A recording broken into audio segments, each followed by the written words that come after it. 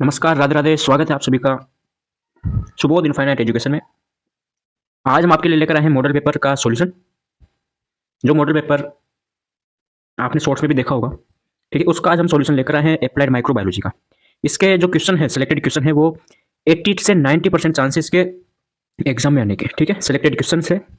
तो हम आज स्टार्ट करते हैं आंसर के साथ, ठीक है। पहले हम एक बार वापस पेपर देख लेते हैं। ये आपके सामने कुछ मॉडल पेपर है, कुछ क्वेश्चन है मॉडल पेपर के। बिल्कुल ये आईएनसी बेस्ड पेपर है, मतलब वही पेपर का पैटर्न है, पेपर पैटर्न वही सेम है। तो इसमें देखें, सबसे पहले आपके ऐसे पेपर आएगा, ठीक है। यहाँ पे एक लाइन और आएगी, वो लाइन नहीं यहाँ पर। तो इस लेक्चर में हम केवल माइक्रोबायोलॉजी के पार्ट ए है, इसी के बारे में हम डिस्कस करेंगे। जो आपके इन्फेक्शन कंट्रोल के पार्ट बी आएगा, वो आपके नेक्स्ट वीडियो में आएगा, ठीक है। तो स्टार्ट करते हैं हम। ये होता है आपके पास 37 नंबर का ये पेपर होता है अप्लाइड माइक्रोबायोलॉजी का, ठीक है। टोटल तो 75 मार्क्स का होता है। टाइम होता है 3 घंटे आपके पास, ठीक है।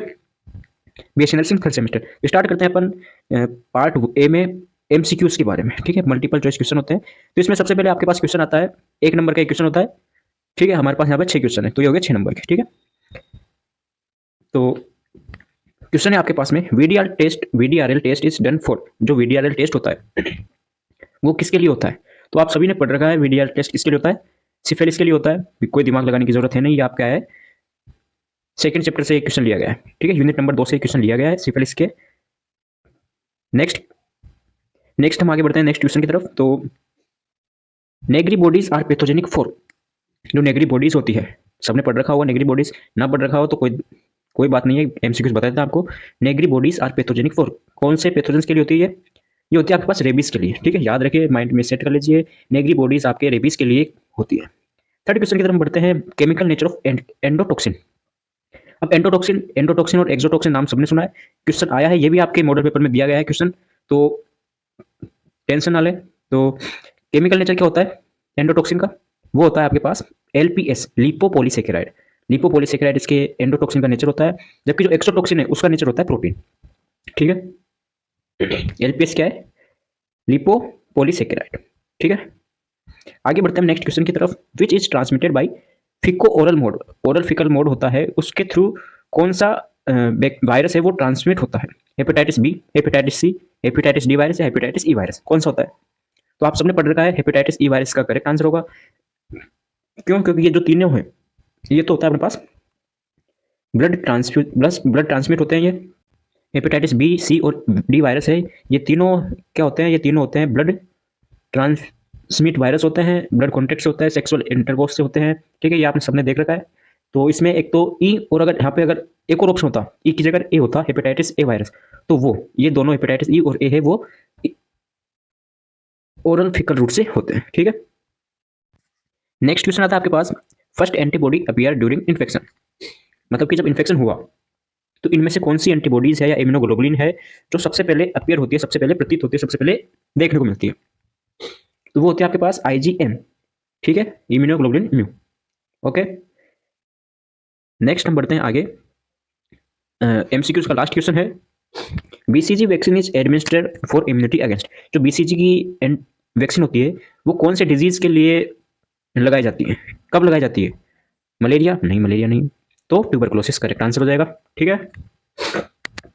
और जो बीसीजी की वैक्सीन है वो लगती है आपके पास बर्थ के टाइम पर लगती है, ठीक है ना।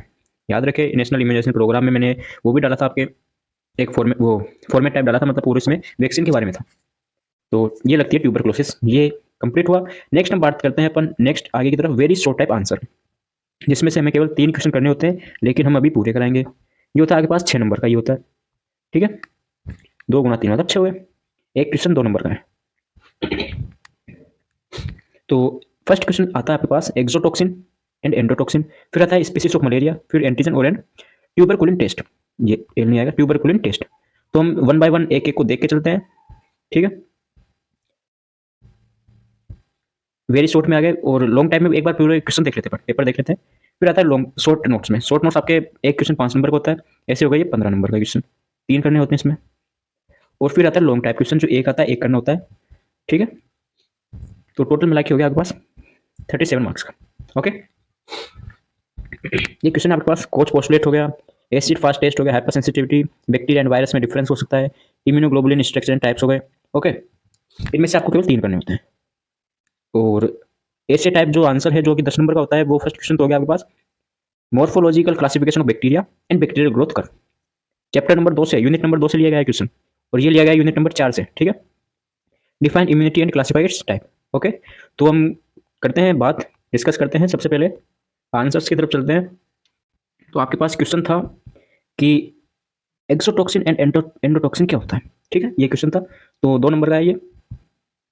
Exotoxin and endotoxin very short type में, ए नंबर का क्वेश्चन है। होता क्या है ये? तो जैसे मैंने अभी एमसीक्यूज में बताया कि एक्सोटॉक्सिन क्या है, प्रोटीन नेचर का होता है, जबकि एंडोटॉक्सिन है वो एलपीएस नेचर का होता है, मतलब लिपोपॉलीसेकेराइड की। ठीक है, एक्सोटॉक्सिन है वो हीट अनस्टेबल होता है, जबकि एंडोटॉक्सिन हीट स्टेबल होता है। एक्सोटॉक्सिन टॉक्साइड होता है, मतलब विषैल होता है, हार्मफुल होता है एक तरीके से, और एंडोटॉक्सिन है वो कांट भी टॉक्साइड नहीं होता। एक्सोटॉक्सिन है एंजाइमिक इन रिएक्शन, जबकि इसमें ऐसा कुछ नहीं होता, एंजाइम रिएक्शन नहीं करते हैं। एक्सोटॉक्सिन है वो डोंट प्रोड्यूस फीवर। ठीक है, जबकि एंडोटॉक्सिन है वो फीवर प्रोड्यूस करते हैं। और exotoxin produce mainly by gram positive bacteria and endotoxin is gram negative bacteria. अब इसको याद कैसे करें, कोई ट्रिक तो होगी सर इसकी? बिल्कुल, आपके लिए याद करने के लिए बहुत इजी लैंग्वेज में मैं समझा रहा हूँ। देखो, एक्सोटॉक्सिन मतलब कि कोई बाहर का है, बॉडी के अंदर नहीं है। एंडोटॉक्सिन बॉडी के अंदर है ये। तो जो बॉडी के अंदर है वो क्या, बॉडी के अंदर वो है अपने, तो वो हमें हानि पहुंचा रहा है क्या? अगर वो कोई हानि पहुंचा रहा होता, हार्मफुल होता, तो हम उसको निकाल देते। ठीक है ना? तो यहाँ से लेकर चलते हैं, ये तो आपको याद रखने हैं 2 पॉइंट्स तो। ठीक है, नेचर वगैरह। तो फिर आता है आपके पास एक्सोटॉक्सिन। एक्सोटॉक्सिन है बाहर का है, बाहर का है तो हमारी बॉडी को हार्मफुल करेगा वो, तो टॉक्सिड हो गया एक तरीके से, विषैला हो गया, बाहर का है। और जो हमारी बॉडी के अंदर है, बॉडी के अंदर है, हमें कुछ हानि पहुंचा ही नहीं रहा वो, इसलिए तो हमारी बॉडी के अंदर है। अगर कुछ हानि पहुंचाता तो हम उसको निकाल देते, मतलब किल कर देते एक तरीके से, वैक्सीन वगैरह से। तो ये कांट भी टॉक्सिड नहीं होता, ये अंदर है इसलिए। ठीक है सर, नेक्स्ट है एंजाइमिक इन रिएक्शन। भाई टॉक्सिड है तो एंजाइम रिएक्शन करेंगे, एंजाइम एक्शन करेंगे उसके प्रति। ये टॉक्सिड नहीं है तो एंजाइम रिएक्शन नहीं करेंगे। बस इसमें एक याद करने का ये पॉइंट है आपके पास फीवर वाला, ये कुछ उल्टा है इसमें, कि भाई बाहर का आ रहा है तो वो फीवर प्रोड्यूस नहीं कर रहा, जबकि जो अंदर का है एंडोटॉक्सिन वो फीवर प्रोड्यूस कर रहा है। तो ये आप याद रखें, ये इसमें उल्टा पॉइंट है कुछ। और ये एक्सोटॉक्सिन है वो पॉजिटिव होता है, ग्राम पॉजिटिव, और ये ग्राम नेगेटिव होता है। अब कैसे याद रखें इसको? इसके लिए देखो, ग्राम नेगेटिव, ग्राम नेगेटिव, ठीक है, इसमें एन आ रहा है और एंडोटॉक्सिन में एन आ रहा है, तो यहाँ से हम इसको ऐसे याद कर लेंगे ट्रिक से। ठीक है, कोई दिक्कत नहीं। चलते हैं आगे की तरफ। नेक्स्ट क्वेश्चन है स्पीसीज ऑफ मलेरिया। ये है ना भाई क्वेश्चन? यस सर, ये हो गया अपने पास। स्पीसीज ऑफ मलेरिया, मलेरिया की कौन कौन सी स्पीसीज होती है? तो हमने पढ़ा है कि मलेरिया की 4 स्पीसीज होती है। ठीक है, मलेरिया की कितनी 4 स्पीसीज होती है? तो पहले कुछ इंट्रोडक्शन तो लिखेंगे, जरूरी थोड़ी भाई ये डाल के आ जाए। पेपर लिख रहे हैं अपन तो कुछ अच्छा लिखेंगे तरीके से। तो malaria is an acute illness. Malaria क्या है? एक्यूट इलनेस है, कॉज्ड बाय प्लाज्मोडियम पैरासाइट। क्यों होता है ये? प्लाज्मोडियम पैरासाइट की वजह से होता है। Which are spread to people through the bites of infected female Anopheles mosquito. ठीक है, क्यों फैलता है ये? स्प्रेड क्यों होता है ये? एक से दूसरे व्यक्ति में स्प्रेड कैसे होता है? प्लाज्मोडियम पैरासाइट है, ये एक से दूसरे में कैसे स्प्रेड होता है, कैसे फैलता है? तो वो होता है फीमेल एनाफिलिस मॉस्किटो, मतलब मादा एनाफिलिस मच्छर के थ्रू ये एक से दूसरे में स्प्रेड होता है। ओके, ठीक है सर। तो हम इसकी स्पीसीज की बात करें तो इसकी 4 स्पीसीज होती है। कौन कौन सी? Plasmodium vivax, plasmodium ovale, plasmodium malariae और प्लाज्मोडियम फेल्सीफेरम। ठीक है, तो जो प्लाज्मोडियम ओवेल है ये आपके रेयरेस्ट टाइप होता है, बहुत कम पाया जाता है, बहुत कम दिखने को मिलता है ये। जबकि फेल्सीफेरम है ये बहुत ही डेंजर होता है। प्लाज्मोडियम जो फेल्सीफेरम है बहुत डेंजर टाइप का होता है ये।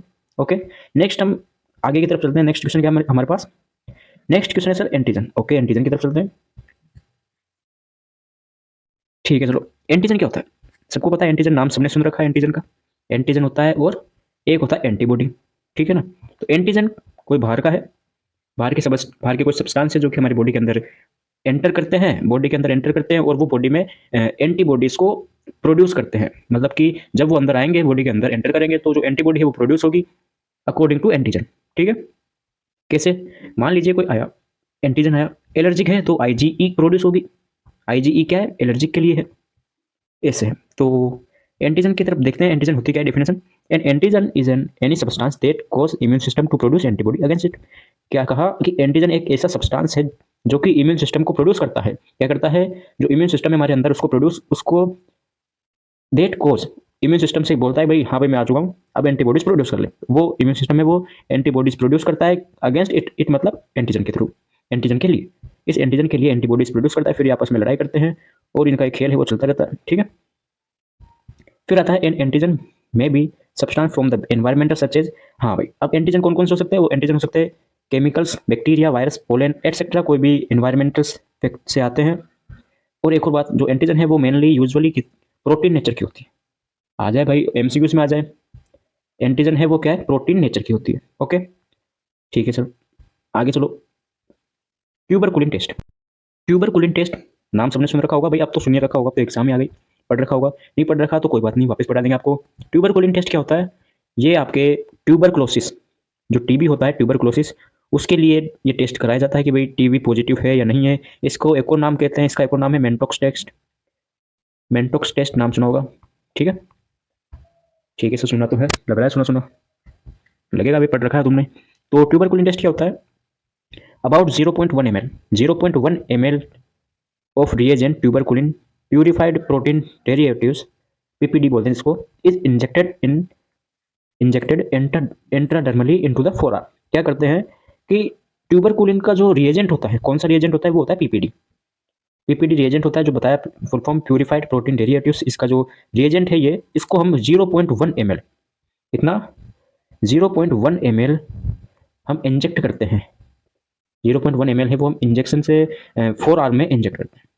ठीक है, जिसको भी हमें डाउट है भाई इसके हो सकते टीबी टेस्ट करना है तो उसके हम इंजेक्ट करते हैं, कर दिया। उसके बाद में आफ्टर अबाउट 48 आवर्स और बिफोर 72 आवर्स। ठीक है, मतलब कि of the injection administration the skin reaction is observe for the size of the formation of the firm swelling around the site of injection skin. अच्छा, क्या करते हैं आप इसके, हमने किसी भी जो हमें डाउट है उसमें हमने 0.1 ml इंजेक्ट कर दिया। इंजेक्ट करने के बाद में हम 48 से 72 घंटे के अंदर देखते हैं कि अगर उसके जो वहाँ पर हमने इंजेक्ट किया है वहाँ पर अगर स्वेलिंग है, स्वेलिंग है, अब स्वेलिंग है तो वो तो भाई ऐसी होगी स्वेलिंग।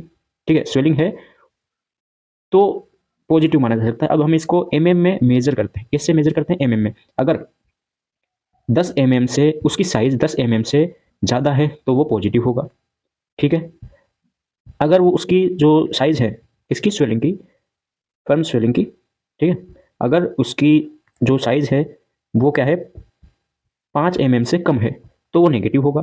ठीक है, और अगर उसकी जो साइज है 5 से लेकर 9 के बीच में है mm में, ठीक है, तो वो डाउटेबल है, यानी कि उसका टेस्ट हम एक बार वापस कराएंगे। इसमें तो होगा पॉजिटिव, इसमें होगा नेगेटिव, और ये है तो ये क्या होगा, डाउटेबल होगा, इसके लिए हम वापस उसका टेस्ट कराएंगे। ठीक है, ये होता है आपके पास ट्यूबरकुलिन टेस्ट कंप्लीट। फिर आता है आपके पास शॉर्ट नोट्स टाइप, जो कि एक क्वेश्चन आपके 5 नंबर का होता है। तो देखते हैं 5 नंबर का क्वेश्चन। फर्स्ट क्वेश्चन आता है आपके पास कोच पोस्टुलेट्स। कोच पोस्टुलेट्स जैसे पढ़ रखा है, यूनिट नंबर 1 से आया है, बिल्कुल यूनिट नंबर 1 से आया, इंट्रोडक्शन ऑफ माइक्रोबायोलॉजी से। तो कोच पोस्टुलेट्स होता क्या है, एक साइंटिस्ट या एक हम बोल सकते हैं माइक्रोबायोलॉजिस्ट है जिसका नाम था रॉबर्ट कोच। रॉबर्ट कोच, तो रॉबर्ट कोच ने क्या कहा कि एक स्पेशल जो डिजीज है, जो एक स्पेशल माइक्रो ऑर्गेनिज्म हुई है, मतलब कि एक पर्टिकुलर डिजीज है जो एक पर्टिकुलर बैक्टीरिया माइक्रो ऑर्गेनिज्म हुई है, तो इसको उसने साबित करने के लिए, प्रूव करने के लिए कुछ क्राइटेरिया दिए हैं, उन्हें ही कोच पोस्टुलेट कहते हैं। ठीक है, देखिए, he is known as a bacteriology, father of bacteriology बोलते हैं इसको, कोच पोस्टुलेट को। He isolate anthrax bacillus that cause anthrax. इन्होंने क्या किया, इसके जो पोस्टुलेट है, क्या एक्सपेरिमेंट किया इन्होंने, इन्होंने किया कि जो एंथ्रेक्स बेसिलस है वो एंथ्रेक्स बीमारी करता है। मतलब कि इन्होंने क्या किया, आइसोलेट किया एंथ्रेक्स बेसिलस को, एंथ्रेक्स बेसिलस को आइसोलेट किया, सेपरेट किया, जो कि एंथ्रेक्स बीमारी है, डिजीज है, वो प्रोड्यूस करता है, पैदा करता है। Okay, in order to prove, इसको प्रूव करने के लिए, in order to prove relationship between disease and the causable organism, he set few criteria. जैसे मैंने बताया कि इन्होंने क्या किया, कुछ क्राइटेरिया दिए ये प्रूव करने के लिए कि एंथ्रेक्स है वो एंथ्रेक्स बेसिलस से ही होता है, मतलब कि जो डिजीज है वो एक पर्टिकुलर ऑर्गेनिज्म से होती है। इसको प्रूव करने के लिए इन्होंने कुछ क्राइटेरिया दिए, जिसे कोच पोस्टुलेट से नाम से जाना जाता है। Prove that the specific disease is caused by specific organism. ठीक है, इन्होंने क्या कहा कि स्पेसिफिक डिजीज है वो स्पेसिफिक ऑर्गेनिज्म से होती है, इसको प्रूव करने के लिए इन्होंने कुछ क्राइटेरिया दिए, उन्हें कोच पोस्टुलेट्स के नाम से जाना जाता है। कौन कौन से पोस्टुलेट्स है, तो there are 4 types of postulates. इसकी 4 स्टेप होती है। कौन कौन सी स्टेप होती है उसको हमने फर्स्ट हो गई पोस्टुलेट फर्स्ट या फिर एसोसिएशन बोलते हैं, postulate second isolation, postulate third inoculation, postulate four री आइसोलेशन। ठीक है, तो हम बात करते हैं पोस्टुलेट फर्स्ट के बारे में कि पोस्टुलेट फर्स्ट है इसमें क्या किया। पोस्टुलेट फर्स्ट से जिसे हम एसोसिएशन बोलते हैं, तो इसमें रॉबर्ट कोच ने क्या किया कि the micro organism must be found in abundance in all organism suffering from the disease. इन्होंने कहा कि जो माइक्रो ऑर्गेनिज्म है वो एक second but should not be found in healthy animal. इन्होंने कहा कि जो भी माइक्रो ऑर्गेनिज्म है वो सभी सभी एनिमल्स में पाए जाते हैं सिवाय उनको छोड़कर जो कि हेल्दी है। मतलब कि जो बीमार है सफरिंग फ्रॉम डिजीज, कोई भी डिजीज से रिलेटेड है, किसी को बीमारी हो रही है, कोई भी एनिमल है जिसको बीमारी है, उनमें माइक्रो ऑर्गेनिज्म पाया जाएगा, उनको छोड़कर कि जो हेल्दी है उनको अलावा, उनको छोड़कर। इन अदर वर्ड, अगर हम दूसरे शब्दों में कहें तो particular micro organism should be always associated with a particular disease. वही बात आ गई कि एक पर्टिकुलर माइक्रो ऑर्गेनिज्म है, वो क्या है, एसोसिएटेड विद पर्टिकुलर डिजीज। एक पर्टिकुलर डिजीज से एसोसिएटेड किया जाता है, एसोसिएटेड किया जाता है। मतलब एक तरीके से कोई डिजीज है, पर्टिकुलर डिजीज है, उसके अंदर पर्टिकुलर ही क्या होगा, माइक्रो ऑर्गेनिज्म होगा, उसको मतलब कोजेबल एजेंट। भाई एंथ्रेक्स बीमारी है, ठीक है, उसके अंदर एंथ्रेक्स बेसिलस है, ये कहा इन्होंने, ना कि ट्यूबरकुलिन, ना कि ट्यूबरकुलोसिस नहीं है उसके अंदर क्या एंथ्रेक्स बेसिलस है। ये हो गया अपने एसोसिएशन की बात। दूसरा गया पोस्टुलेट सेकंड, इसमें क्या किया, आइसोलेट किया किसी किया, the organism must B isolate from the disease animal. अब हमने देख लिया कि भाई ये कोई भी एनिमल है, ठीक है, इसके अंदर डिजीज है, ठीक है ना, ये डिजीज है इसके अंदर, तो इसने क्या किया, कोच ने, organism must B isolate from the disease. इस जो डिजीज है इसके अंदर जो माइक्रो ऑर्गेनिज्म है, इसको सेपरेट कर दिया, निकाल लिया बाहर, आइसोलेट कर दिया, और इसकी क्या क्या करा, इसकी हमने ग्रोथ कराई, बाहर ग्रोथ कराई इसकी, और इसको हमने रिकॉर्ड किया, भाई कैसे ग्रोथ करता है, क्या करता है, इसको हमने यहाँ से निकाल के इसकी हमने बाहर क्या कराई, ग्रोथ कराई, प्योर कल्चर में ग्रोथ करा दी, ठीक है, ग्रोथ कराई, और उसको हमने रिकॉर्ड कर लिया, भाई ये ऐसे ग्रोथ करता है, ऐसे चलता है, ऐसे करता है, ठीक है। उसके बाद में क्या फिर हो गया इनोकुलेशन। अब जो ग्रोथ कराई हमने, ग्रोथ कराई है तो ग्रोथ है, तो जरूर ग्रोथ कब होगी, जब 1 से 2 बन जाएगा, ठीक है, तो 2 बन गया, तो जो दूसरा है, भाई 1 से 2 बन गया ना, वो दूसरा वाला है जिसकी ग्रोथ हुई है, उसको हमने क्या किया, इनोकुलेट किया दूसरे हेल्दी एनिमल में उसको हमने इनोकुलेट किया, मतलब इंजेक्ट किया। अब हम क्या देखते हैं कि जो इंजेक्ट किया हेल्दी एनिमल में, वो क्या है, रीआइसोलेशन में देखेंगे, the micro organism must be reisolated from the inoculated host. जो हमने इनोकुलेट कर दिया, तो फिर हमने जो हेल्दी एनिमल था उसके अंदर भी वही माइक्रो ऑर्गेनिज्म है, उसको हमने रीआइसोलेट कर दिया, ठीक है, और उसको हमने रीआइसोलेट किया, बाहर निकाल लिया, बाहर निकालने के बाद में हमने वापस से उसकी क्या कराई, ग्रोथ वगैरह कराई, जो हम क्या देखते हैं कि जैसा पहले वाला कर रहा था, वैसे की वैसे जो हमने रिकॉर्ड किया था, वैसे की वैसे एग्जैक्टली सेम ग्रोथ ये करता है, ठीक है। ये आज का लेक्चर लंबा होगा भाई, क्योंकि पेपर है, 3 घंटे का पेपर होता है, तो फिर भी करेंगे कोशिश थोड़ा जल्दी करने की। नेक्स्ट क्वेश्चन था आपके पास, एसिड फास्ट स्टेनिंग पढ़ा दिया है मैंने आपको पहले भी, ठीक है, इम्यूनिटी में, सॉरी, जो यूनिट नंबर 2 थी आपके, वो कराई थी लास्ट पार्ट, उसमें करा दिया एसिड फास्ट। वापस देख लेते हैं, एसिड फास्ट होता क्या है, इसमें हमने क्या किया, स्टेनिंग ऑफ माइकोबैक्टीरिया है, सबको पता है माइकोबैक्टीरिया, ट्यूबरकुलोसिस नाम सुना है, तो माइकोबैक्टीरिया है जो कि ग्राम पॉजिटिव और रोड शेप बैक्टीरिया होता है, रोड शेप बैक्टीरिया होता है, जो कि यूजुअली 2 उसमें पाया जाता है, एक तो ट्यूबरकल में, एक होता है लेप्री में। जो लेप्री है भाई, माइकोबैक्टीरिया ट्यूबरकल तो क्या करता है, टीबी करता है, और जो माइकोबैक्टीरिया लेप्री है वो करता है लेप्रोसी, ठीक है, बीमारी देखी ली आपने। तो क्या कहा कि जो माइकोबैक्टीरिया है, इसको स्टेनिंग करने के लिए हमने एसिड फास्ट स्टेनिंग का काम में लिया। क्यों लिया इसको डिस्कवर किया एस्ट्रिस ने, लेकिन हमने माइकोबैक्टीरिया को करने के लिए एसिड फास्ट का काम क्यों लिया, स्टेनिंग क्यों लिया, क्योंकि इसकी जो सेल वॉल है CW है, वो एल्कोहल लिपिड माइकोलिक, एल्कोहल हो गया, लिपिड हो गया, माइकोलिक एसिड हो गया, फैटी एसिड है, इसकी बनी हुई होती है, इसलिए हमने इसको स्टेनिंग के लिए काम में लिया। रिएजेंट देखते हैं अपन, रिक्वायरमेंट कौन कौन सी होती है इसको स्टेनिंग के लिए, इस स्टेनिंग के लिए कौन कौन सी रिक्वायरमेंट होती है, तो स्मीयर हो गया, स्मीयर मतलब कि कोई सैंपल हो गया, ठीक है, रिएजेंट हो गया, फ्लेम हो गई, इमर्सन ऑयल हो गया, माइक्रोस्कोप हो गया, ठीक है, हो गई बात। अब रिएजेंट है, तो रिएजेंट कौन कौन से होते हैं, जो हमने यहाँ पर रिएजेंट देखे, ये रिएजेंट देखे, तो रिएजेंट कौन कौन से होते हैं, वो होता है कार्बल फिस्टिन हो गया, मिथाइलिन ब्लू हो गया, और डीकलराइजेशन एजेंट हो गया। अब जो डीकलराइजेशन एजेंट है वो क्या होता है, सल्फ्यूरिक एसिड 20% तो ट्यूबरकल के लिए काम में लिया जाता है, और सल्फ्यूरिक एसिड 5% लेप्री के लिए लिया जाता है, ठीक है। हमने देखा ना भी ये दो देखिए हमने, ये दो, तो 20% तो ट्यूबरकल के लिए काम में लिया जाता है, और 5% सल्फ्यूरिक एसिड है वो लेप्री बेसिलर के लिए लिया जाता है। तो हम यहाँ पर बात करें केवल ट्यूबरकल के बारे में देखते हैं, तो ये होती है इसकी प्रोसीजर। भाई समझ में तो आ रहा है ना, नहीं आ रहा तो वापस देख लीजिए और कमेंट कर दीजिए, या फिर पहले पढ़ा दिया है उसमें देख लीजिए, ठीक है, क्योंकि अभी स्पीड थोड़ी तेज है। तो हमने क्या किया, प्रोसीजर देखा, हमने क्या किया, जो एसिड फास्ट स्टेनिंग है वो करते कैसे हैं उसका प्रोसीजर देख लेते हैं, प्रोसेस क्या है पूरी। तो उसके लिए हमने सबसे पहले क्या किया, स्मीयर लिया, एक फिक्स स्मीयर लिया जिसको हमने हीट दी। स्मीयर लिया, स्मीयर मतलब कोई सैंपल लिया, उसको हमने हीट दी, आग लगाई, उसमें हीट दी, उसको गर्म किया, ठीक है। गर्म करने के बाद हमने उसमें कार्बन फिस्टन डाल दिया। जो सैंपल है, जो ये मान लीजिए सैंपल है, इसके अंदर हमने क्या डाल दिया, कार्बन फिस्टन डाल दिया। नीचे से क्या चल रही है, हीट चल रही है, ठीक है। कार्बन फिस्टन डाल दिया तो क्या देखते हैं अपन, कार्बन फिस्टन होता है अपने रेड कलर का। तो इसका जो इसका कलर कौन सा हो जाता है, इसका कलर हो जाता है रेड हो जाता है, ठीक है। अब हीट दे दी, उसके बाद हमने क्या किया, देन हमने किया कि carbon fuchsin left on the slide, carbon fuchsin उसको हमने लेफ्ट कर दिया, हटा दिया।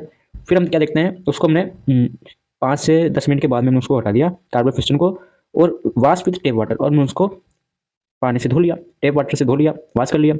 फिर हम उसमें क्या करते हैं, डीकलरेशन करते हैं। जो हमारे पास सैंपल था ना, स्मीयर था, उसमें हमने क्या डाला, कार्बन फिस्टन डाला। उसके बाद में हमने उसको 5 से 10 मिनट के बाद में हमने उसको वॉश कर लिया, हटा दिया, उसको वॉश कर लिया। अब हमारे पास क्या बचा, अब हमारे पास जो ये है स्मीयर, ठीक है, इसको हमने 20% सल्फ्यूरिक एसिड डाल दिया, 20% सल्फ्यूरिक एसिड डाल दिया। तो हुआ क्या, केवल 20% सल्फ्यूरिक एसिड डाला, उसके बाद हमने वॉश कर लिया, ठीक है। अब देखो, acid fast bacilli capture primary एडिस्टिन, भाई उसका कलर क्या है, रेड है।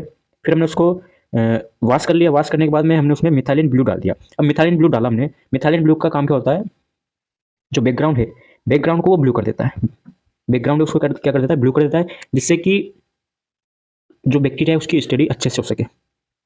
और जो हमने डीकलराइजेशन किया था, डीकलराइजेशन किया क्यों किया वो, क्योंकि केवल बेसिलाई, कौन सा, ट्यूबरकल बेसिलाई ही रेड हो, बाकी के जो भी है वो क्या हो जाए, डीकलराइजेशन हो जाए, उनका कलर है वो हट जाए। केवल ट्यूबरकल है, ट्यूबरकल ही रेड रहेगा, बाकी के जो भी है वो डीकलराइजेशन हो जाएंगे, उसके कलर है वो रिमूव हो जाएगा, हट जाएगा।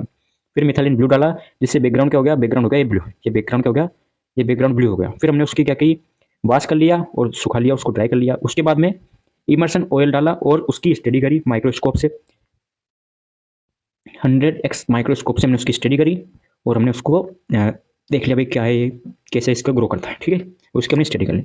ये खत्म होता है आपके पास स्टैंडिंग। नेक्स्ट क्वेश्चन आता है आपके पास हाइपर सेंसिटिविटी। क्या आता है, हाइपर सेंसिटिविटी, ये हो गया, ये हो गया। अब आता है हाइपर सेंसिटिविटी। वैसे तो 3 करना होता है इसमें से, लेकिन हम करेंगे पूरे, ठीक है। क्या पता आप कौन से 3 कर रहे हो। तो हाइपर सेंसिटिविटी क्या होती है, इम्यूनिटी का जो चैप्टर उसमें मैंने पहले करवा दिया है, वापस करा देते हैं आपको। हाइपर सेंसिटिविटी क्या है, हाइपर सेंसिटिविटी, हाइपर मतलब एक तरीके से हाइपर होता है सेंसिटिविटी के लिए, ज़्यादा सेंसिटिव होता है ये। Refer to a condition in which immune response result in excessive reaction leading tissue damage, disease और even death in the sensitive host. होता क्या है, हाइपर सेंसिटिविटी में इम्यून रिस्पॉन्स, जो मान लीजिए कोई बैक्टीरिया या वायरस पैथोजेनिक ऑर्गेनिज्म आया, बॉडी के अंदर एंटर हुआ, और उस एंटर के बाद में एंटीजन है, जैसे बताया मैंने, एंटीजन है वो एंटीबॉडी प्रोड्यूस करती है, तो रिएक्शन के थ्रू, तो इम्यून रिस्पॉन्स से वो कुछ ज़्यादा रिएक्शन कर जाए, रिएक्शन कर जाए, एक्सेसिव रिएक्शन हो जाए उससे, जिससे क्या होगा, टिश्यू डैमेज हो सकते हैं इसकी होस्ट की। मान लीजिए मेरे अंदर आया कोई भी, तो मेरी टिश्यू डैमेज हो जाएंगे, डिजीज हो जाएगी, या फिर यहाँ तक कि डेथ तक हो सकती है। ओके, अब कौन कौन से होते हैं, इसके 4 टाइप होते हैं। एनाफाइलेटिक, टाइप 2 हो गया साइटोटॉक्सिक, टाइप 3 इम्यून कॉम्प्लेक्स, और टाइप 4 डिलेड और सेल मीडिएटेड, ठीक है। इसमें आपके एक क्वेश्चन और बनता है, हाइपर सॉरी, एक क्वेश्चन और बनता है आपके पास एनाफाइलेटिक, तो ये भी इंपॉर्टेंट है, तो इसमें ये भी कवर हो जाएगा। इसलिए क्वेश्चन अलग है, एनाफाइलेटिक आ गया तो भी आपको फायदा है, हाइपर सेंसिटिव आ गया तो भी आपको फायदा है, ठीक है। तो एनाफाइलेटिक है, ये इंपॉर्टेंट है, तो इसको भी अगर ये अकेला क्वेश्चन आ जाए तो भी आप इसमें लिख सकते हो, इसलिए हमने इसको पूरे बड़ा किया है, ठीक है। तो हम पहले पढ़ते हैं एनाफाइलेटिक, एनाफाइलेटिक्स या एनाफाइलेक्सिस। एनाफाइलेक्सिस क्या है, एनाफाइलेक्सिस एक टर्म है, एनाफाइलेक्सिस एक टर्म है जो कि वेन द मैनिफेस्टेशन जब कब होती है, जब एलर्जिक रिएक्शन सीवियर, भाई नॉर्मल अगर एलर्जी है उसकी कोई दिक्कत नहीं है, लेकिन ज़्यादा कुछ एलर्जी हो जाए, सीवियर हो जाए एलर्जिक रिएक्शन, तो एनाफाइलेक्सिस के चांसेस रहते हैं। एनाफाइलेक्सिस है ये ग्रीक वर्ड से मिलकर बना होता है, एना मतलब अगेंस्ट और फाइलेक्सिस मतलब प्रोटेक्शन, यानी कि जो हमें प्रोटेक्ट कर रहे हैं उनके अगेंस्ट ये काम करने लग जाता है, जो भी हमारे प्रोटेक्ट कर रहे हैं इम्यून सिस्टम है उनके अगेंस्ट ये काम करने लग जाता है, इसलिए इसका नाम एनाफाइलेक्सिस रखा। एना मतलब अगेंस्ट, प्रोटेक्शन, अगेंस्ट प्रोटेक्शन, ठीक है। इसमें क्या होता है, इम्यूनोग्लोबुलिन आईजी मीडिएटेड हाइपरसेंसिटिविटी। अब इम्यूनोग्लोबुलिन क्यों है, आईजी क्यों है, क्योंकि इसमें जो काम करता है वो होता है आईजीई, ठीक है। आईजी इसमें रिस्पॉन्सिबल होता है क्योंकि रिएक्शन है, एलर्जिक रिएक्शन है, इसलिए होता क्या है मैं बताता हूँ इसमें, कि मान लीजिए कोई भी बीमारी है, कोई एंटीजन है, वो स्मॉल अमाउंट में, क्या आया, स्मॉल अमाउंट में एक या दो बार हमारी बॉडी के अंदर एंटर किया, बॉडी ने उसके ऊपर रिएक्शन कर लिया, चलो इम्यून सिस्टम ने। फिर क्या हुआ, लार्ज अमाउंट में एंटर करता है, लार्ज अमाउंट में एंटर करता है तो फिर हमारी बॉडी है वो एनाफाइलेक्सिस हो जाता है। वही लिख रखा है देखो, reaction that occur quickly when a large shocking dose, क्या कहा, a large shocking dose of antigen introduce after one और मोर स्मॉल सेंसिटाइजिंग डोज। जब एक या दो स्मॉल सेंसिटाइज डोज है उसके बाद में अगर लार्ज शॉकिंग डोज एंटर करती है एंटीजन की तो ये एनाफाइलेक्सिस शॉक होता है। ठीक है, मैकेनिज्म देख लेते हैं। मैकेनिज्म में क्या है भैया, आप ये पढ़ लेना क्योंकि टाइम वेस्ट होगा, वेस्ट क्या मतलब ज़्यादा होगा। मैं समझा देता हूँ इसको, एक डायग्राम से समझा देता हूँ मैं, ये भी आप देख लेना इसमें। ठीक है, तो सुनो, इसमें होता क्या है कि जैसे हमारे पास ये हो गई एक पूरी प्रोसेस हो गई एनाफाइलेक्सिस की। इसमें हुआ क्या, मास्ट सेल है और सबसे पहले फर्स्ट एंटीजन एंटर किया। सबसे पहले जो स्मॉल एंटीजन है, मैंने बताया कि स्मॉल वन और मोर डोज है वो एंटर हुई, ये एंटर हो गई। एंटर होने के बाद में क्या होगा, जो आईजीई है वो मास्ट सेल के ऊपर चिपक जाएगा, बाउंड हो जाएगा। आईजीई बाउंड हो गया। ठीक है, ये मास्ट सेल है, मास्ट सेल के ऊपर आईजीई है वो बाउंड हो जाएगा। बाउंड होने के बाद में क्या होगा, फिर जब सेकंड एक्सपोजर होगा एंटीजन का, जब सेकंड टाइम एंटीजन का एक्सपोजर हुआ, वापस अटैक किया एंटीजन ने, तो क्या होगा, जो ये एंटीजन थे आईजीई है, आईजीई के ऊपर जो ये एंटीजन है वो अटैच हो जाएंगे, क्या हो जाएंगे, बाउंड हो जाएंगे, अटैच हो जाएंगे। जिससे क्या होगा, जो मास्ट सेल है ये हिस्टामिन रिलीज करेगी। जो हिस्टामिन रिलीज करेगी वो एनाफाइलेक्सिस को लीड करेगी या एनाफाइलेक्टिक शॉक लीड करेगी। ठीक है, ये इसकी पूरी प्रोसेस है, एक बार आप देख ले, इसको पढ़ ले, लैंग्वेज में देख लेते हैं। चलो वापस से, कोई बात नहीं, ज़्यादा टाइम होगा तो। When a large dose of antigen shocking enter the body, मैंने बताया भी, प्रोड्यूस एंटीबॉडी। ठीक है, mast cell antibody responsible for anaphylaxis, IgE bound to the surface of the mast cell. बताया मैंने अभी आपको कि आईजीई है वो मास्ट सेल पर बाउंड हो जाएगी, ये बाउंड हो गई, ये बाउंड हो गई। ठीक है, उसके बाद में क्या हुआ, mast cell are normally present in the mast cell, कहाँ पर पाई जाती है, मास्ट सेल या basophil, large number in some mucosal layer of GIT and respiratory tract and skin, इन पर ये मास्ट सेल को पाई जाती है। क्या हुआ, आईजीई है वो मास्ट सेल पर बाउंड हो गए। फिर क्या हुआ, exposure to a large dose, उसके बाद में वो सेम, मैंने बताया पहले दो, एक या दो आया, उसके बाद में बड़ी आ गई, कोई लार्ज डोज आ गई सेम एंटीजन की लार्ज डोज आ गई। तो antigen combined with the Feb fragment, जो ये आईजीई है इसके ऊपर एंटीजन क्या हो गए, फेब फ्रेगमेंट पाया जाता है जिस पर कंबाइन हो गई, ये कंबाइन हो गए। ठीक है सर, उसके बाद में क्या होगा, Ig bound to the mast cell, जो आईजीई है यहाँ पर ये मास्ट सेल से बाउंड है, वो क्या होगा, antigen antibody complex disturb, antigen और एंटीबॉडी जो कॉम्प्लेक्स है, ये कॉम्प्लेक्स है वो डिस्टर्ब हो जाएंगे। डिस्टर्ब होने के बाद में जो मास्ट सेल है वो mast cell and circulating basophil releasing histamine release करेगी। हिस्टामिन हो गया, अदर मेडिएटर हो गया, अदर में हो गया एंजाइम हो गया, है ना, प्रोस्टाग्लैंडी हो गया, एटसेट्रा, बहुत सारे हैं हिस्टामिन के अलावा मीडिएटर, वो रिलीज करेगी, वो आपके एनाफाइलेटिक रिएक्शन कॉज करेगी। अब इसके कौन कौन से सिम्टम्स हो सकते हैं, क्लिनिकल मैनिफेस्टेशन, मतलब कि एनाफाइलेक्सिस के हो गया, इन्फ्लामेशन हो गया, इन्फेक्शन और ईडिमा हो गया। ठीक है, ईडिमा हो गया, और भी बहुत सारी चीज़ें हैं जो पहले बता दी आपको। अभी ये लो, कौन कौन, ये अब आता है अपने पास टाइप 2, टाइप 1 पढ़ लिया, टाइप 2 अब टाइप 1 ही बड़ा था, टाइप 2 टाइप 3 तो छोटे हैं। टाइप 2 में क्या होता है, टाइप 2 को बोलते हैं साइटोटॉक्सिक रिएक्शन। साइटोटॉक्सिक रिएक्शन मतलब it is mediated by IgG और रेयरली आईजीएम। एनाफाइलेटिक किससे होता है, आईजीई से, और ये क्या है, इसमें कौन रिस्पॉन्सिबल होता है, आईजीजी एंड आईजीएम। ठीक है, इसमें क्या होता है, जो आईजीजी और आईजीएम है ये क्या करते हैं, सेल सरफेस पर antigen direct against antigen on the cell surface of the cell, जो सरफेस है, सेल की सरफेस है, उन पर एंटीजन पर अटैक कर देते हैं ये। इसके रिजल्ट में क्या होता है, antibodies bind damage, antigen cell है वो डैमेज हो जाती है, और antibody bind to antigen on the cell surface. ठीक है, इसने क्या किया, सेल की जो सरफेस है उस पर ही डायरेक्ट अटैक कर दिया एंटीजन के ऊपर। ठीक है, उसके कौन कौन से कारण हो सकते हैं, साइन सिम्टम, इन्फ्लामेशन हो सकता है, फेगोसाइटोसिस हो सकता है, लाइसिस हो सकता है, cytotoxic by natural killer cell. अब सुनो, इन्फ्लामेशन सबको पता है, फेगोसाइटोसिस सबको पता है, फेगो मतलब कि साइटोसिस है, सेल है वो इंगल्फ, नाम सुना, इंगल्फ कर जाती है। लाइसिस का मतलब टूटना। ठीक है, मतलब कि कुल मिला बात ये नष्ट हो जाती है। फिर है टाइप 3 इम्यून कॉम्प्लेक्स होता है। इसमें क्या होता है, it is characterised by deposition of antigen antibody complex in tissue and leading to tissue damage. ठीक है, होता क्या है कि इम्यून सिस्टम है वो उल्टा चल जाता है, जो इम्यून कॉम्प्लेक्स इम्यूनिटी है, इम्यून सिस्टम में, वो उसका काम क्या होता है, हमें फाइट करना एंटीजन के थ्रू। लेकिन ये क्या करता है, पैथोजन के जो बैक्टीरिया है उनके अगेंस्ट काम ना करके उल्टा काम करने लग जाता है। इसका मोस्ट कॉमन एग्जाम्पल हो गया रूमेटॉइड आर्थराइटिस। नाम सुना होगा, आर्थराइटिस पढ़ा है तो, RA, रूमेटॉइड आर्थराइटिस, ये इसका एग्जाम्पल है। ठीक है, फिर टाइप 4 के बारे में। टाइप 4 में क्या होता है, इसे बोलते हैं डिलेड या सेल मीडिएटेड। इसमें क्या होता है, टी लिम्फोसाइट है which contact with specific antigen release lymphokines to cause biological effect macrophage. हाँ, ये क्या करता है, टी लिम्फोसाइट है, टी लिम्फोसाइट एक स्पेसिफिक एंटीजन पर क्या हो जाता है, कॉन्टेक्ट कर लेता है। टी लिम्फोसाइट है वो कॉन्टेक्ट कर लेता है, जिससे कि क्या होता है, लिम्फोकाइनेज रिलीज होता है। लिम्फोकाइनेज रिलीज होगा भाई, टी लिम्फोसाइट है, इसने क्या किया, कोई भी एंटीजन है उस पर क्या कर दिया, कॉन्टेक्ट में आ गया, कॉन्टेक्ट कर लिया, जिससे क्या होगा, लिम्फोकाइनेज रिलीज होगा। लिम्फोकाइनेज रिलीज होगा जिससे बहुत सारे इफेक्ट होंगे, biological effect, macrophages, leukocytic and tissue cells, ये सब इफेक्ट होंगे। इसका एग्जाम्पल हो गया आपके पास कॉन्टेक्ट डर्मेटाइटिस। नाम सुना है कॉन्टेक्ट डर्मेटाइटिस, वो होता है इसमें कंप्लीट, इसमें होगा RA। ये हो गया हाइपर सेंसिटिविटी के बारे में। हाँ भाई, फिर आता है आपके पास बैक्टीरिया एंड वायरस। बैक्टीरिया और वायरस है, इसमें डिफरेंस बताना है आपको। बैक्टीरिया क्या है, वायरस क्या है, तो आपने 12th क्लास से पढ़ते हैं, 6th क्लास से पढ़ते हैं बैक्टीरिया वायरस सेल के बारे में, वही बात है इसमें। देख लेते हैं बैक्टीरिया क्या है। Do not need to host, bacteria को होस्ट की जरूरत नहीं होती रिप्रोडक्शन के लिए, ये बाइनरी फ्यूजन भी कर सकता है। ठीक है, दूसरा हो गया वायरस। वायरस को होस्ट की जरूरत होती है क्योंकि जो वायरस है वो लिविंग ऑर्गेनिज्म पर ही ग्रोथ करता है। ठीक है, considered living organism, non considered living organism. क्यों, जो बैक्टीरिया इसको हम लिविंग ऑर्गेनिज्म बोल सकते हैं, लेकिन वायरस को हम लिविंग ऑर्गेनिज्म नहीं बोल सकते। क्यों नहीं बोल सकते भाई, इसमें सेल स्ट्रक्चर नहीं होती। Larger and visible light microscope, bacteria है वो वायरस से बड़ा होता है, यहाँ तक कि वो माइक्रोस्कोप में दिख भी जाता है। ठीक है, जबकि ये स्मॉलर होता है, visible under electron microscope, electron microscope में देखते हैं, इसको लाइट माइक्रोस्कोप में देखते हैं।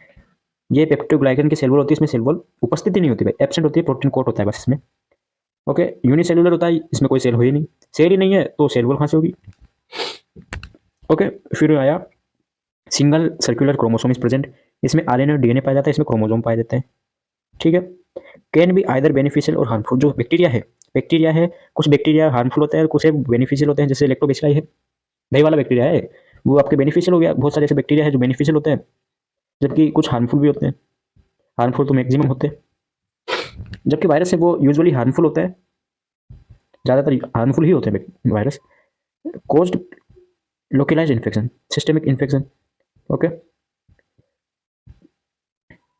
हाँ, जब अब डिजीज की बात करते हैं, बैक्टीरिया कौन कौन सी डिजीज कर सकता है, फूड पॉइजनिंग हो गया, गैस्ट्रिटाइटिस हो गया। गैस्ट्रिटाइटिस क्या होता है, inflammation of the stomach, ulcer हो गया, आदि हो गया, एटसेट्रा। जबकि ये क्या है, एड्स, कॉमन कोल्ड हो गया, इन्फ्लुएंजा हो गया, यहाँ पे कोरोना लिख सकते हैं, कोविड हो गया, HMPV अभी चल रहा है, ये भी इसमें आता है, वायरस में, वायरस के थ्रू होता है ये। हेपेटाइटिस हो गया, यहाँ पर अपन ट्यूबरकुलिन लिख सकते हैं, TB। और infection can be prevented by antibodies, antibiotics. जो इन्फेक्शन हुआ है वो हम प्रिवेंट कर सकते हैं अपन उसको एंटीबायोटिक्स के थ्रू, जबकि ये वैक्सीन के थ्रू अपन इसको प्रिवेंट करते हैं। ठीक है, BCG हो गया। नेक्स्ट आती है आपके पास ऐसे टाइप क्वेश्चन, जो कि आपके केवल एक करना है दो में से। तो अब आती है ऐसे टाइप क्वेश्चन जो कि आपको 10 नंबर का आता है ये। इसमें आपके 2 क्वेश्चन थे। फर्स्ट क्वेश्चन था आपके पास morphological classification and bacterial growth, और एक थी इम्यूनिटी के बारे में। ठीक है, तो हम पहले देख लेते हैं क्वेश्चन नंबर A में। ए वाला जो आपके पास क्वेश्चन था वो है आपके पास मॉर्फोलॉजिकल क्लासिफिकेशन। तो हम कैसे अपने इसको क्लासिफाई करें,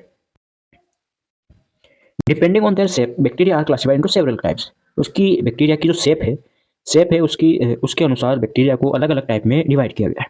फर्स्ट आता है पास कोकाई है, फ्रॉम कोकस। कोकाई वर्ड किससे लिया गया, कोकस से लिया गया, जिसका मीनिंग होता है बेरी।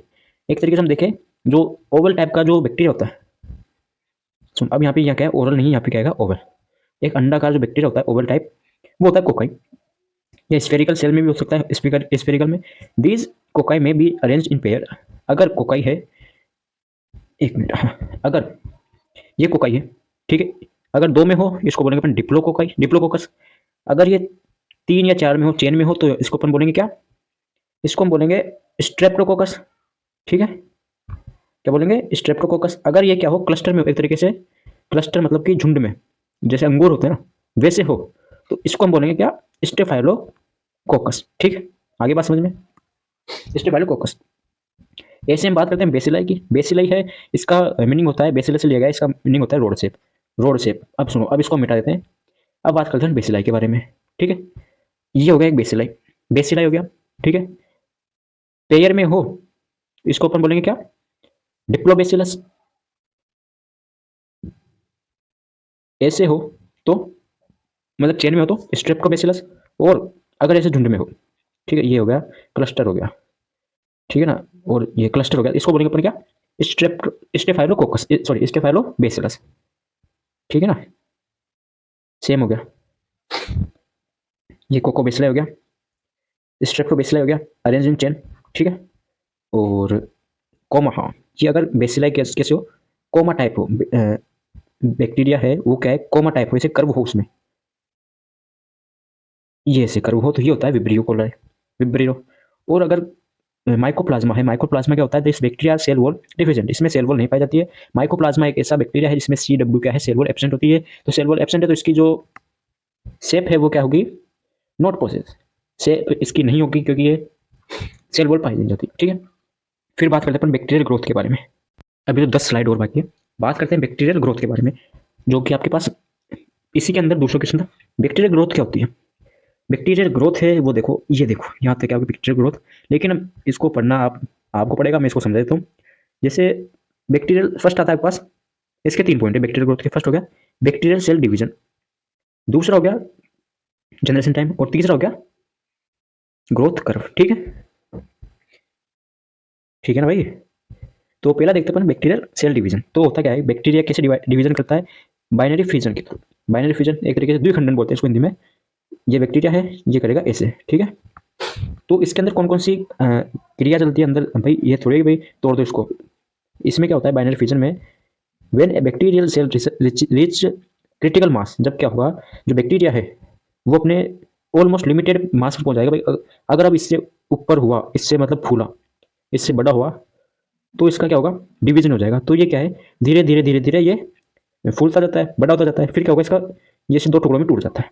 ठीक है, तो ये होता है बाइनरी फ्यूजन या सेल डिवीजन, यानी 2 डॉटर सेल में इसका डिवीजन हो जाता है। अब कैसे होता है वो पूरी क्रिया है यहाँ पे नीचे की भाई, कि पहले न्यूक्लियस है, न्यूक्लियस क्रोमोसोम इज एक circular double strand DNA molecule होते हैं, है ना। फिर उसके बाद में 2 स्ट्रैंड वो होता है, DNA ऊपर चला जाएगा, कुछ DNA ऊपर चला जाता है, कुछ नीचे आ जाता है ना। माइटोसिस वगैरह देखा होगा आपने, कुछ उसी तरह ये, लेकिन ये क्या है, बाइनरी फ्यूजन।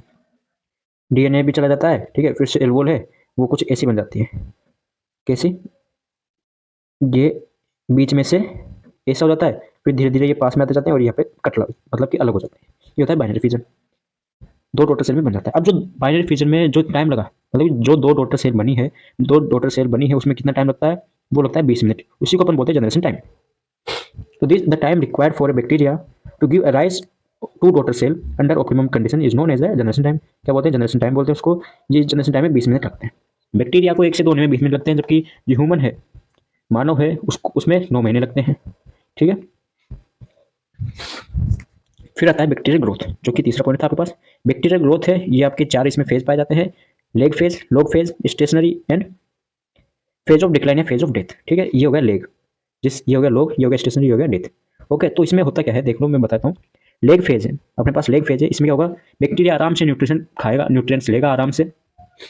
ठीक है, अपनी मतलब कि जो मैंने बताया था लिमिटेड, ये अपनी लिमिट तक पहुंच जाएगा, मतलब फूल जाएगा, जितना उसको बड़ा होना है ना अपने अंदर, वो बड़ा हो जाएगा लेग फेज में। लॉग में क्या होगा, लॉग में वो 2 डॉटर सेल में हो गया, लॉग फेज में क्या हो जाएगा, 2 में बन जाएगा। स्टेशनरी में क्या होगा, स्टेशनरी में बस ऐसे ही रहेगा, और फिर जो डेथ फेज है उसमें वो नष्ट हो जाएगा, खत्म हो जाएगा।